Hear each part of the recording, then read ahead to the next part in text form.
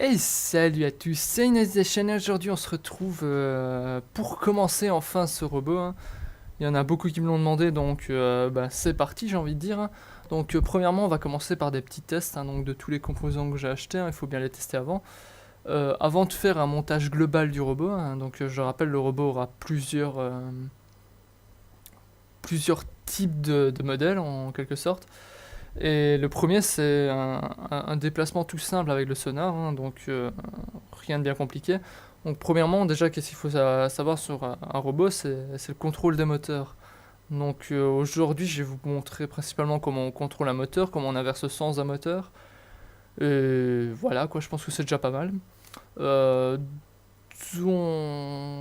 ben c'est parti, hein. Donc j'ai fait un petit diapo et tout ça. Je savais pas trop comment présenter la chose, donc voilà. Et donc on se retrouve sur le fameux diaporama. Donc je vais vous expliquer un petit peu le fonctionnement du L200 en 3D, hein, tout ce qu'il y a à savoir. En gros, ça va vous apprendre 3 minutes et vous aurez tout compris. Donc on commence. Ça c'est le datasheet, hein, du L200 en 3D, hein. Donc j'avais recherché sur Google au début de la vidéo. En gros, c'est du gros charabia pour vous, hein. Je pense que vous n'y comprenez peut-être un truc ou deux, grand max. Il y a un schéma bien plus simple que je vais vous montrer après. Mais d'abord, il y a un truc à savoir sur le circuit intégré, c'est qu'il y a un sens, hein, évidemment. Et le sens, il est représenté par ce petit symbole-là. Donc c'est la ligne bleue, hein, ici. C'est représenté sur tous les circuits intégrés. Donc si vous l'avez en main, n'allez pas le cramer en le mettant à l'envers, hein. Ce serait complètement stupide. Surtout au prix qu'il coûte, quoi. Donc passons à la version simplifiée. C'est celle-ci, hein, tout de suite plus claire, je pense, hein. GND, donc la Terre, hein, donc ground. C'est le 0 volt, hein, c'est le moins de la pile en quelque sorte. Et le VCC, bah, c'est le plus de la pile, hein. Donc à partir de ça, vous connaissez déjà à peu près tout le fonctionnement du truc, hein. Donc si on a je vais vous montrer le branchement tout simplement. Premier truc à faire, d'abord à savoir, c'est à gauche et à droite, c'est exactement la même chose, hein. Toutes les bornes à gauche se retrouvent à droite, en inversé, quoi. Donc première chose à faire, moi je vais vous montrer les deux côtés en même temps. C'est qu'on branche, il est possible donc de brancher deux moteurs sur un L200 en 3D, hein. C'est pour ça qu'il en faut deux, c'est logique, puisqu'on utilise quatre moteurs.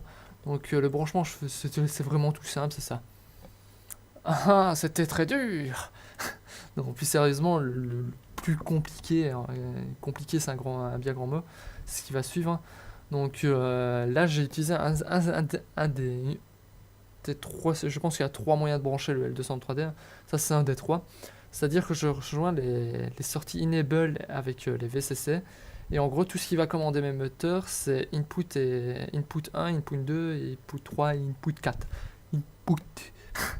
Magnifique mon accent anglais. Donc en gros, c'est comme si je désactivais en quelque sorte les sorties enable. Donc voilà en gros ce que ça donne, hein. IN3, IN4, IN5 et IN6, ça va sur l'Arduino. Et dans le code, en fait, pour faire fonctionner le moteur, si on met, je vais me présenter juste le côté gauche pour le moteur gauche.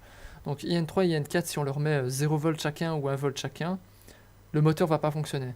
Mais par contre, si on met 1 volt à IN3, 0 volt à IN4, le moteur va aller dans un sens. Et si inversement on met 0 volt à IN3 et 5 volts à IN4, le moteur il ira dans un autre sens. C'est très simple en gros.